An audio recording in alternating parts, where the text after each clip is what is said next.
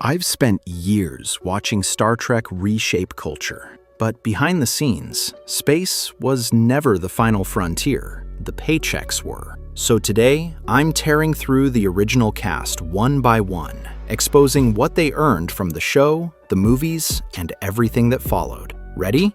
Here we go! Number 7. Time to meet the bridge crew of the Enterprise. Starting with Scotty, the guy who made Star Trek's engineering sound real. When scripts dissolved into techno-fantasy, James Doohan's delivery grounded everything. He sold us warp cores, dilithium crystals, and the idea that a cluster of blinking lights was actually Starfleet's beating mechanical heart. Before Trek, Doohan was a dependable working actor. Radio, theater, hundreds of TV roles, and a modest net worth of $120 grand. Solid, but fragile. Hollywood couldn't market him, but writers relied on him to rescue scenes that should have collapsed on the page. Then the original Star Trek hits, and Doohan isn't just acting. He invents Scotty's accent, rewrites technobabble on the fly, and drafts early Klingon and Vulcan sounds. He becomes Trek's unofficial language department, yet still gets treated like a replaceable supporting player. The animated series proved Doohan was a one-man army. The studio refused to hire extra actors, so he voiced aliens, officers, and every panicked scream about hull breaches. If a character opened its mouth, chances are Doohan supplied the voice. He practically carried the show. Then comes the motion picture, with Doohan returning in full glory. The movie crawls like a tax seminar, but Scotty is the human anchor, the reminder that beneath the space pajama uniforms and Kubrick pretensions, this is still Star Trek, and he's still its heartbeat. Wrath of Khan gives Doohan no grand speeches, but it hands him the film's quiet heartbreak. Scotty losing his nephew, proving his loyalty to Starfleet is personal, not corporate. By Search for Spock, the studio finally grasps he's become essential to the fans and the story. The voyage home finally lets Scotty be funny, earning Doohan a Saturn Award nomination for Best Supporting Actor. The infamous scene where he talks to a computer mouse, that wasn't written as a joke. Doohan improvised half of it because the original script was lifeless. By The Final Frontier and The Undiscovered Country, his pay finally looked respectable. Star Trek was aging, the cast was aging, yet Doohan stayed iron, steady, beloved, and still carrying a disproportionate share of the franchise's emotional weight every time he stepped on set. Even The Next Generation brought him back for one episode, but it played like a victory lap. Scotty wasn't just a guest star, he was living Trek history, a reminder of the era these newer writers idolized long before they were the ones running the bridge. Generations gives Scotty one final bow, not flashy, but respectful. He appears as the seasoned engineer guiding the next era, even though the script originally planned to include more of him. Budget cuts trimmed his scenes, but Doohan still anchored the film's nostalgic handoff. His total Trek salary hit $1.3 million, far too little for the guy who made Starfleet's tech believable. But the real payday came from royalties, conventions, and merch. Fans adored him, and he worked those rooms like a pro because he understood that Scotty belonged to the audience. That brings his lifetime Trek earnings to $7.3 million. And when he died in 2005, his net worth sat around $7 million. He never got rich from Hollywood prestige. He got there because he created a character fans refused to release. Outside Trek, he had a modest career, but inside Trek, he's immortal. Number 6. Walter Koenig's Pavel Chekov wasn't just the Russian kid with a bowl cut. He was NBC's desperate attempt to chase the teen audience. Yet Koenig somehow turned that gimmick mandate into a real character, instead of the network-approved prop he was supposed to be. Before Trek, Koenig had about 25 grand to his name, a thin resume, and the career trajectory of a guy doomed to die in Act 2. No fame, no leverage, nothing studios chased. What he did have was relentless hustle, and a haircut he'd quickly grow to hate. Star Trek added Koenig in Season 2, tossing him into a writer's room rewriting scripts overnight. Chekov often inherited leftover lines from Sulu or Uhura, forcing Koenig to adapt fast.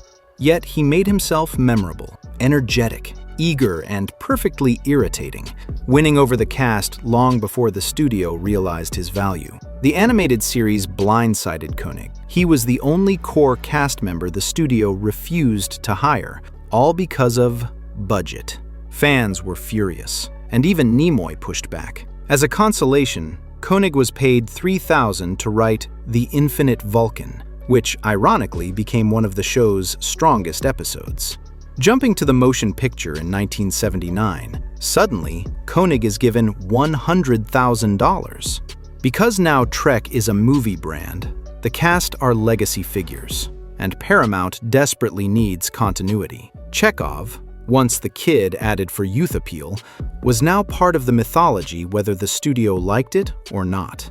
Wrath of Khan finally lets Koenig show teeth, resulting in a Saturn Award nomination. And with good reason. Chekov's scenes with Khan are some of the most tension-filled moments in the entire film. By Search for Spock and Voyage Home, he switches gears effortlessly, leaning hard into comedic timing, proving he could do more than panic on cue. At this point, it's crystal clear he's more than just some background youth decor. By The Final Frontier and The Undiscovered Country, Koenig wasn't chasing pay bumps. He was holding the production together. Behind the scenes, he coached younger actors, punched up clunky dialogue, and kept morale sane. Never the studio's favorite, but always the cast's quiet anchor, the one everyone actually trusted. Generations gives Koenig one last bow, a farewell shaped more in the editing room than in the script. His scenes were cruelly trimmed, but he stayed gracious through it all. Chekov leaves the franchise exactly as he lived in it, steady, professional, and impossible not to root for. His total Star Trek salary is roughly $1.2 million, but the real money came later, $7 million from royalties, conventions, autographs, and merchandise.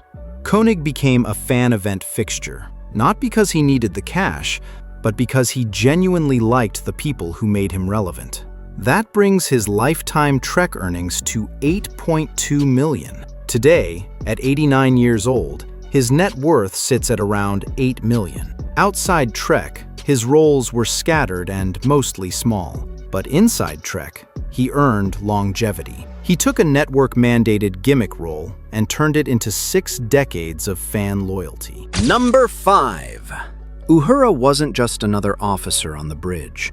She was the first black woman on American television shown as an equal in a sci-fi future. Nichelle Nichols carried the weight of representation, negotiated directly with NASA to recruit real astronauts, and still got paid like a supporting footnote. Before Trek, Nichols had bounced between singing gigs, stage work, and touring with Duke Ellington, building a modest $40,000 net worth. Hollywood treated her like a maybe someday talent. She brought the resume, the industry brought the limits. The original series treated Nichols like a cultural milestone on camera, but gave her a paycheck that basically screamed, "We don't value you." She nearly quit, until Dr. Martin Luther King Jr. personally told her she was too important to walk away. The animated series let her perform multiple voices, proving she had more range than the franchise ever bothered to use. Of course, the studio paid her like it was community theater rates. Still, she helped keep Star Trek alive during its weird animated limbo, the era we pretend to remember fondly but barely watched. The motion picture was a bloated, pastel-colored money sink, but Nichols finally got a check that resembled respect. Too bad all the attention went to the redesigned pajamas they called uniforms. Through it all, she kept Uhura grounded while the movie drifted into cosmic navel-gazing. Khan saved the franchise, but nobody bothered saving her paycheck.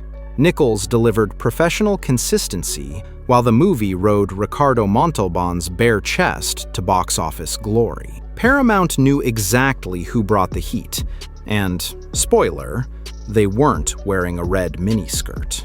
In the search for Spock, she finally gets a standout moment, pulling a phaser on a bratty cadet like she owns the place. It proved she could dominate a scene anytime they let her actually do something. Voyage Home, the whale movie. The one I prefer to see as deep environmental commentary, instead of a studio trying to cash in on Save the Planet bumper sticker energy. Nichols shines anyway, snagging recognition while doing comedy beats better than half the cast.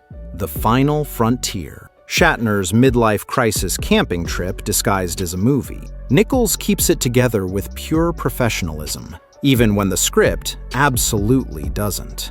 She commits harder than the material deserves, and they still treat her like a supporting extra in Shatner's ego opera. The Undiscovered Country, her Trek swan song, Cold War allegory, political intrigue, Klingons quoting Shakespeare, and Nichols delivering rock-solid work with zero glory. Nichols exits the franchise the same way she entered it, underpaid compared to her cultural footprint. Add it all up, and her Trek salary hits just $1 million. But the real money came later, not from Paramount, but from fans.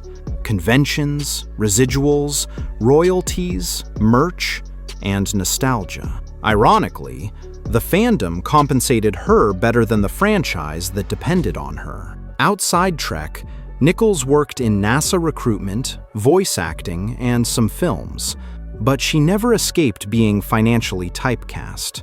Her lifetime Trek earnings reached $9 million, while her final net worth was $10 million. In other words, Star Trek wasn't just her legacy, it was essentially her life's financial engine. Number 4. Sulu was the quiet killer on the bridge. Calm, competent, and criminally underused. George Takei gave the character dignity the scripts rarely bothered to write.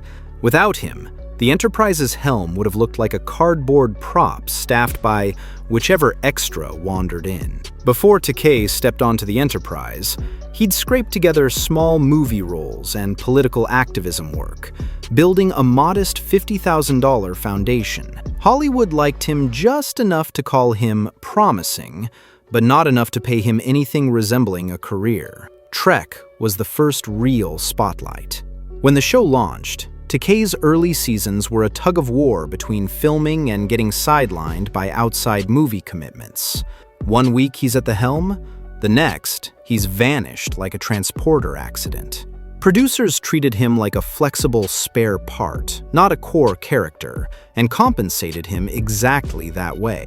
The animated run finally gave him consistent presence, and, ironically, more personality than the live-action scripts allowed.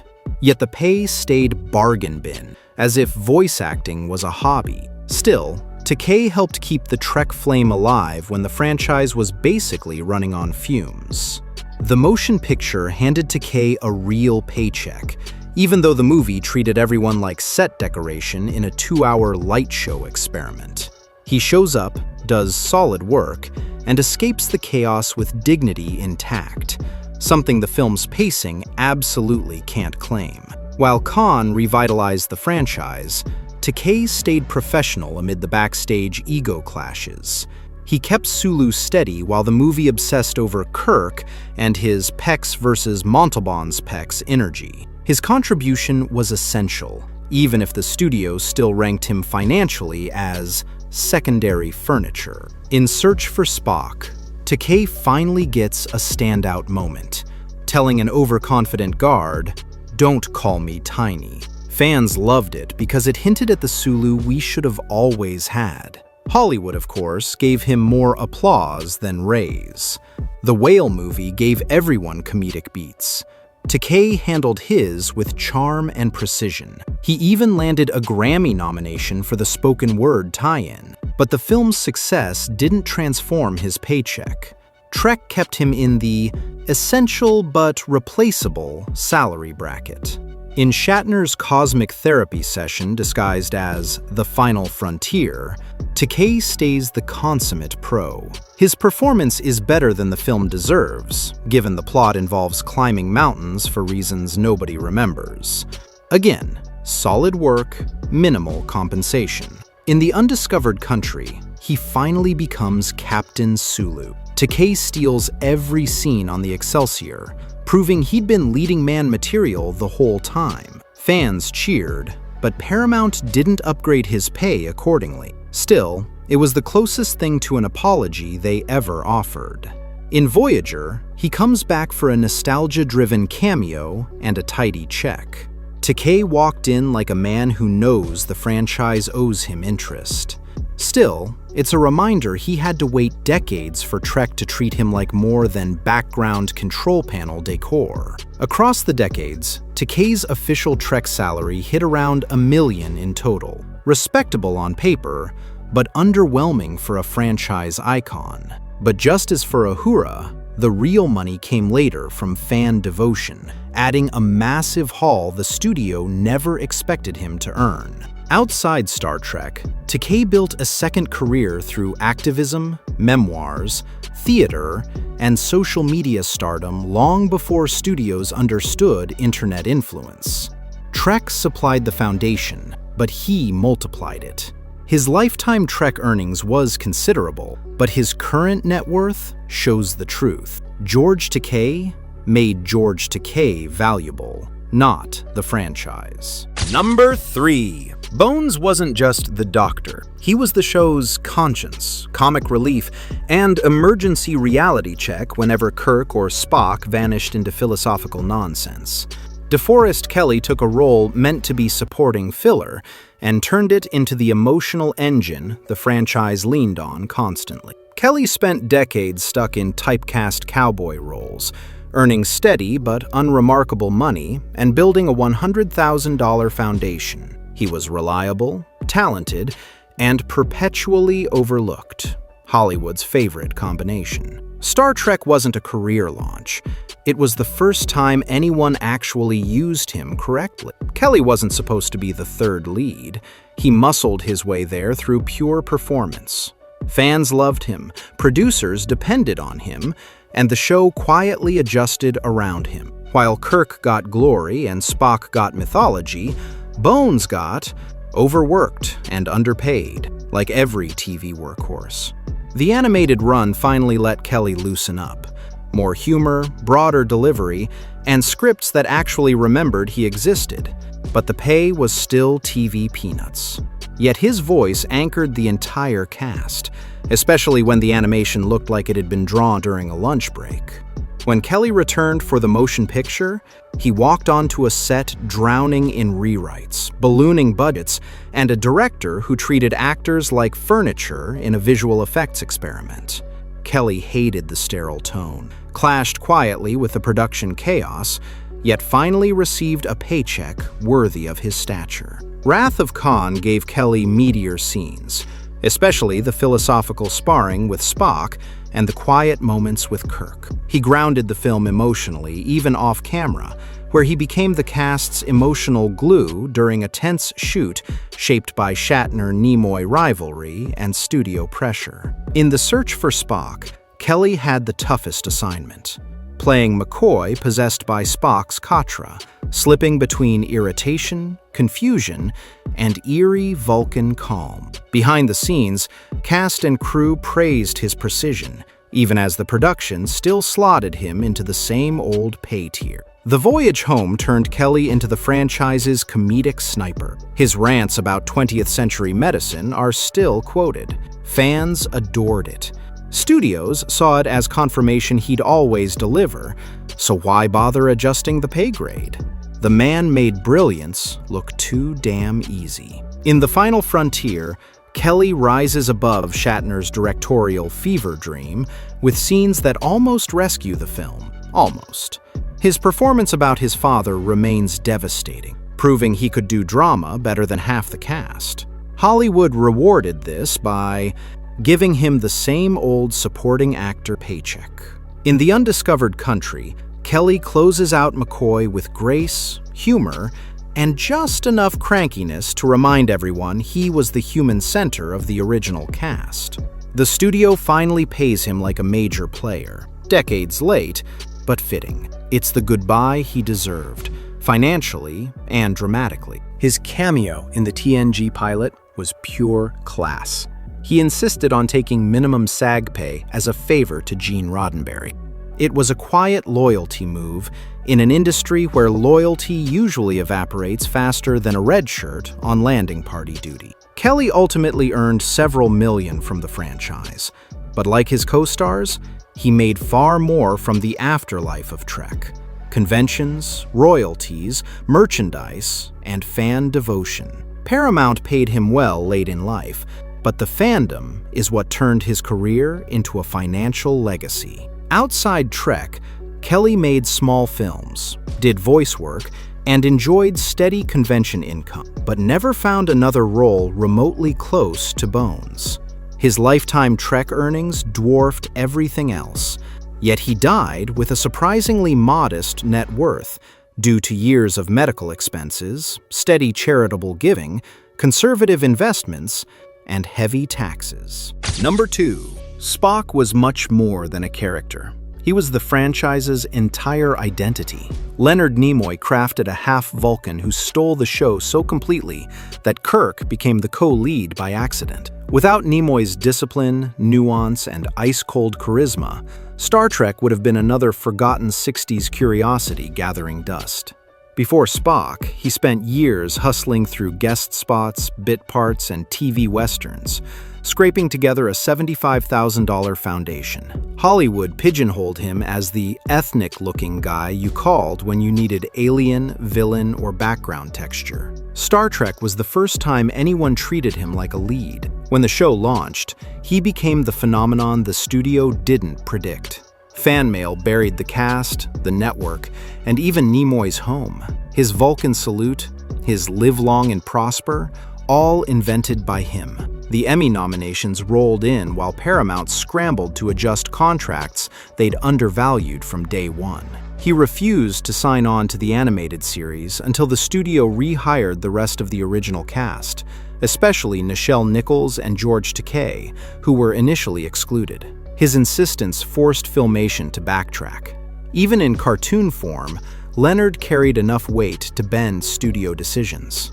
Afterwards, he only returned for the motion picture after a legal battle over Spock's likeness in merchandise, which Paramount quietly settled. Once on board, he dealt with a chaotic production suffering from visual effects panic. Still, he delivered the film's only moments of genuine soul, especially Spock's confrontation with V'ger. For the Wrath of Khan, he agreed to return only if Spock died. He wanted a clean exit. Instead, the death scene became the emotional core of the franchise.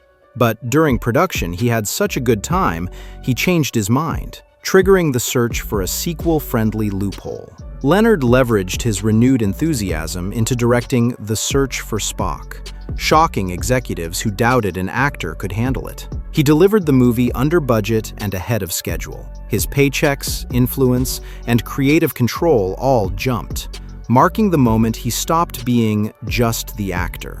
But he didn't stop there. He raised the bar for the voyage home.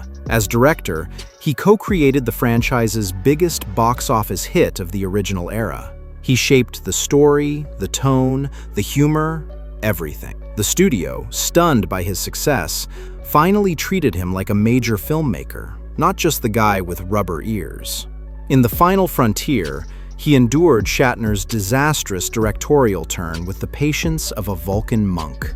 He pushed for script repairs, budget increases, and sanity, all ignored. The film tanked creatively, but Leonard escaped with his reputation intact, proving competence is sometimes its own special effect.